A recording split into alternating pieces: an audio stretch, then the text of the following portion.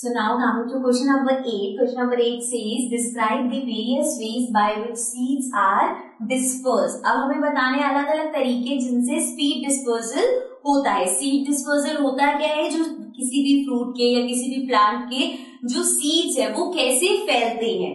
So इसमें सबसे पहले है सीड डिस्पर्सल बाय एनिमल्स. अब एनिमल्स की हेल्प से सीड कैसे फैलते हैं. There are many ways by which birds and animals can disperse seed. बहुत सारे वेज है जिससे बर्ड्स और एनिमल्स सीड डिस्पर्स कर सकते हैं. For example they can eat the fruit and excrete the seed away from the plant. अब ऐसा हो सकता है कि कोई फ्रूट है उन्होंने खाया एंड देन उसको एक्सक्रीट कहीं और जाके किया, तो वो किसी और रीजन में जाके अगर वो एक्सक्रीट कर रहे हैं तो वहां पे उनका जो एक्सक्रीशन है, वेस्ट मटेरियल है, उसमें सीड्स होंगे, तो अब वो सीड्स वहां पे ग्रो होंगे. ठीक है, सो इस तरीके से हो सकता है.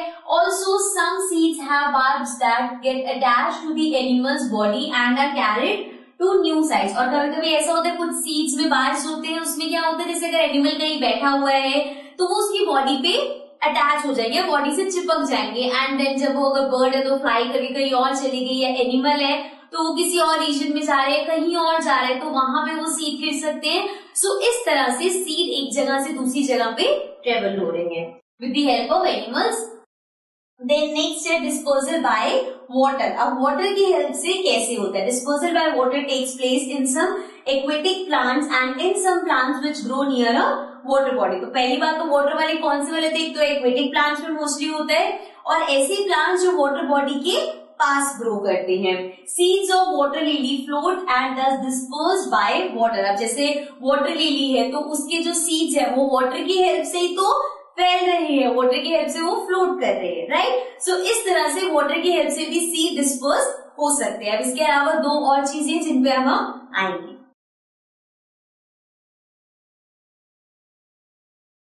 So the next one is dispersal by wind. अब सीड का जो डिस्पर्सल है वो विंड से भी होता है.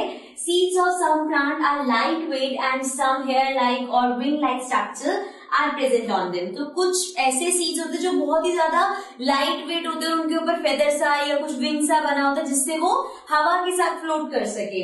So such seeds float on air and are thus dispersed by wind. So ये क्या होते हैं, एयर के साथ, विंड के साथ फ्लोट करने लग जाते हैं, विंड के साथ ब्लो हो जाते हैं.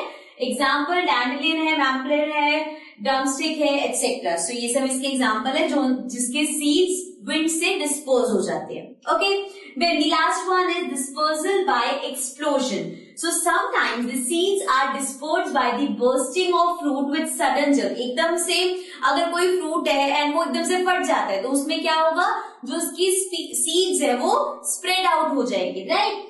So the seeds get scattered or distributed far from the parent plant. Example castor and balsam. So इसमें क्या होता है, जैसे वो अगर फ्रूट कोई फट गया या कोई एक्सप्लोजन होता है जर्क्स की वजह से, तो वो क्या होगा कि उसका जो पेरेंट प्लांट है उससे दूर जाके वो गिर सकते हैं, राइट. देन वो ग्रो वहां पे होंगे, तो वो अपने पेरेंट प्लांट से दूर जाके ग्रो हो रहे हैं. Okay, so in this way we have seen कि इस 4 तरीकों से सीड डिस्पोज हो सकते हैं. Okay, now we will move to the next question.